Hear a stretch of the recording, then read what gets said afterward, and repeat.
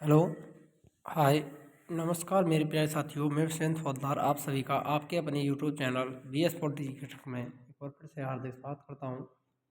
मेरे प्यारे साथियों, राजस्थान इंडियन हिस्ट्री के अंतर्गत हमारी जो क्लासेस चल रही हैं, राजस्थान की रीट, भर्ती परीक्षा, RPSC first grade, second grade, UPSC, DSSB, TGT, PGT और कॉम्पिटिशन एग्जाम के लिए इंडियन हिस्ट्री के अंतर्गत ये हमारी क्लासेस आपके लिए बहुत ही इंपॉर्टेंट रहेंगी। ये नोट पैटर्न पर आपके लिए लाई गई हैं। तो हिस्ट्री की क्लासेस के अंतर्गत आज का टॉपिक आपका रहेगा हमारा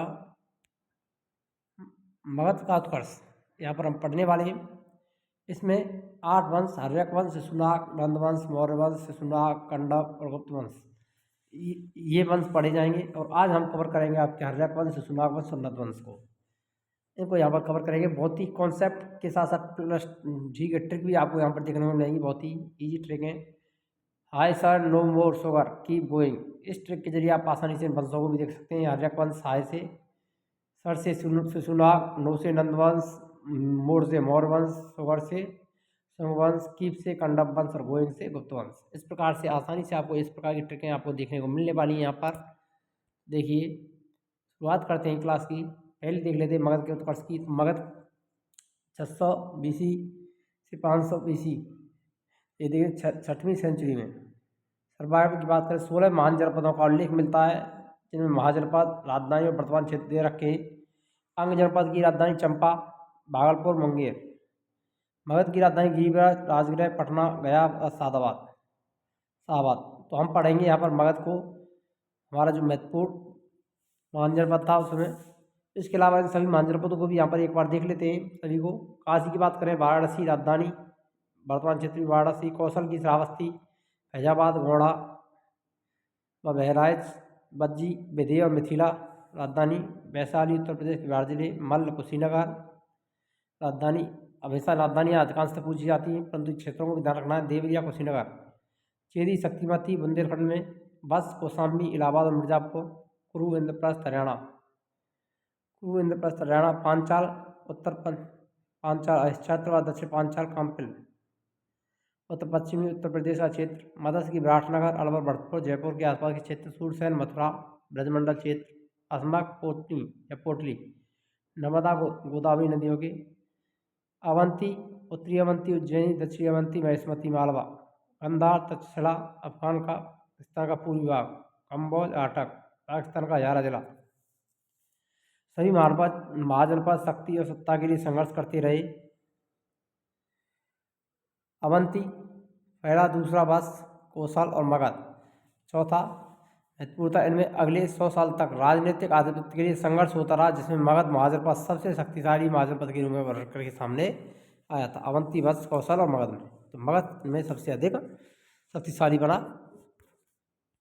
आइए अब देख लेते हैं मगध के उत्कर्ष को। तो मगध के शक्तिशाली होने के मुख्य कारण कौन कौन से रहे? प्राकृतिक सुरक्षा की दृष्टि, राजगृह यानी राजगीर। प्राकृतिक सुरक्षा की दृष्टि से एक बहुत ही समृद्ध क्षेत्र था। पाटलिपुत्र इसकी राजधानी। खनिज, दूसरा विस्तृत उपजाऊ मैदान, कृषि का विकास यहाँ पर हुआ। मगध उत्तरी और दक्षिणी ओर से गंगा के मैदानों के बीच में स्थित था। इसके शक्तिशाली होने का ये भी कारण रहा। खनिज संसाधनों की उपलब्धता, मगध की राजधानी राजगृह की पहाड़ियों के पास भारी मात्रा में लोहे इसके मौजूद थे। वन क्षेत्र और हाथियों की उपलब्धता। पांचवा, शक्तिशाली और महत्वाकांक्षी शासक। ऐतिहासिक प्रमाणों के अनुसार मगध महाजनपद पर कुल 7 राजवंशों ने शासन किया। मोस्ट इंपोर्टेंट है, कितने राजवंशों ने शासन किया? 7।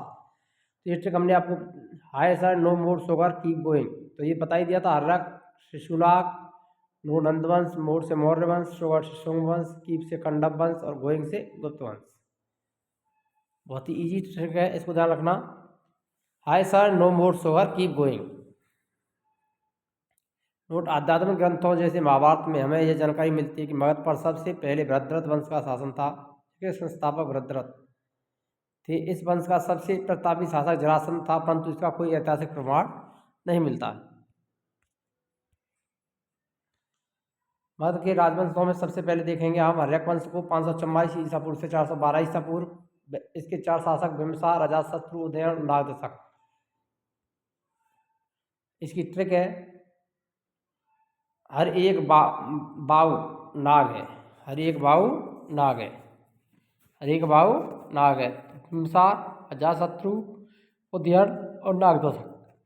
इस ट्रिक से आप आसानी से याद कर सकते हैं हर्यक वंश के शासकों को। तो पहले देखते हैं हम यहाँ पर बिंबिसार को, जिसका शासन 544 से 492 ईसा पूर्व रहा। इस वंश का प्रथम शक्तिशाली शासक था। उसे मगध साम्राज्य की सत्ता का वास्तविक संस्थापक माना जाता है। बिंबिसार को मगध का वास्तविक संस्थापक किसे माना जाता है? बिंबिसार। 15 वर्ष की आयु में मगध साम्राज्य की बागडोर संभाली और 52 वर्ष तक शासन किया। अन्य नाम श्रेडिक था। जैन साहित्य में इसका श्रेडिक नाम का उल्लेख मिलता है। राजधानी राजगृह, आज का राजगीर बिहार में स्थित है। बिंबिसार ने अपने राज्य के विस्तार के 3 विवाह किए। कितने विवाह किए थे? 3 विवाह। तो देखिए यहाँ पर इसके विवाह होते थे। पहला विवाह महाकौशला देवी से, कौशल राज की पुत्री और प्रसेनजित की बहन थी, इसे किया। इसका फायदा क्या मिला इसको? कौशल राज से मित्रता हुई, खासी क्षेत्र दहेज में इनको मिला था। दूसरा विवाह वैशाली की लिच्छवी राजकुमारी चेलना से किया। इसके अलावा लिच्छवियों से मैत्री संबंध हुए और जो एक शक्तिशाली गणराज्य था अजातशत्रु का जन्म हुआ लिच्छवी से। तीसरा विवाह पंजाब के मध्य कुल की राजकुमारी क्षेमा से साथ किया। इसका पश्चिमी भारत से इसके संबंध स्थापित हो गए। तो बिंबिसार की पत्नियां महाकौशला, लिच्छवी और क्षेमा। अजातशत्रु किसका पुत्र था? बिंबिसार और लिच्छवी का, जिसको हम चेलन्ना भी कहते हैं। बिंबिसार की बात करें तो अंग राज्य को युद्ध से जीत करके मगध में इसने अंग को मिलाया था। मगध में अंग का विलय किया और वहाँ का सेनापति अपने पुत्र अजातशत्रु को बनाया। इस समय अवंती के राजा प्रद्योत पांडु रोग से ग्रस्त हो गया और बिंबिसार ने अपने राज्य वैद्य जीवक को अवंती के शासक चंद्र प्रद्योत के इलाज के लिए भेजा और अवंती से मित्रता कर ली। जीवक को भेजा था इसने।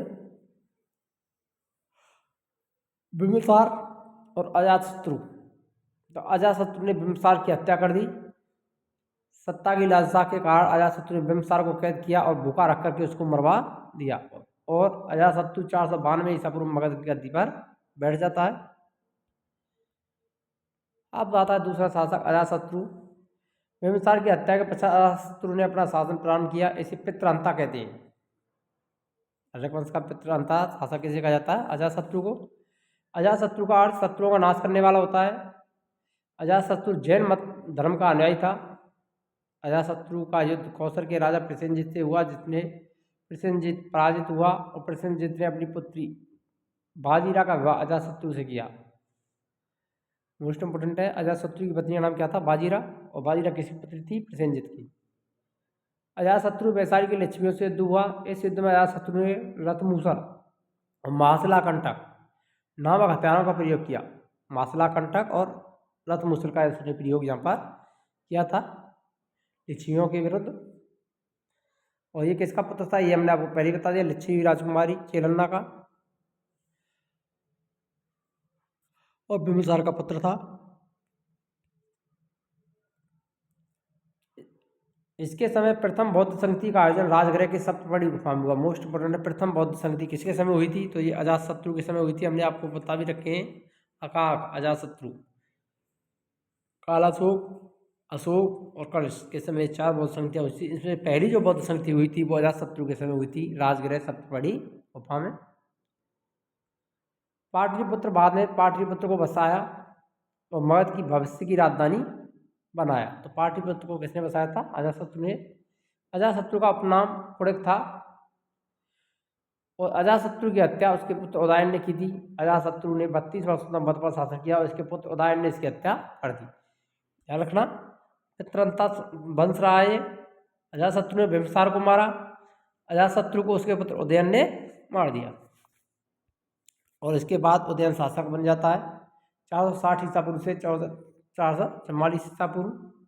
इसने भी अपने पिता की हत्या की, इसीलिए इसे भी पितृहंता कहते हैं।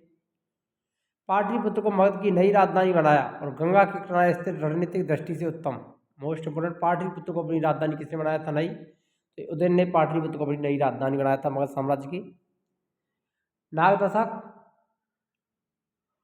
उदयन के बाद उसका पुत्र नागदशक मगध का शासक बना, परंतु वह अयोग्य शासक था। इसकी हत्या उसके सेनापति शिशुनाग ने कर दी और शिशुनाग नाम एक नए वंश की नींव रखी शिशुनाग ने।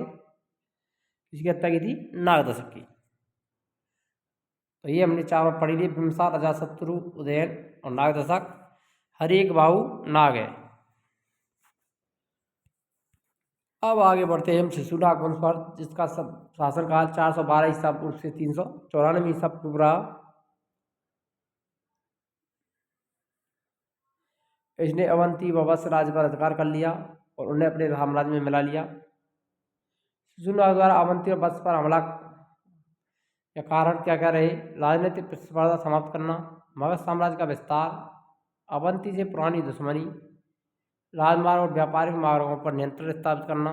इसने वैशाली को राजधानी बनाया, मोस्ट इम्पोर्टेंट है। इसने अपनी राजधानी क्या बनाई थी? वैशाली, शिशुनाग ने। महावंश के अनुसार शिशुनाग की मृत्यु के पश्चात उसका पुत्र कालाशोक गद्दी पर बैठता है। कालाशोक 494 से 366 ईसा पूर्व। कालाशोक, जिसे काकवड़ के नाम से भी इतिहास में जाना जाता है, शिशुनाग वंश का दूसरा शासक था।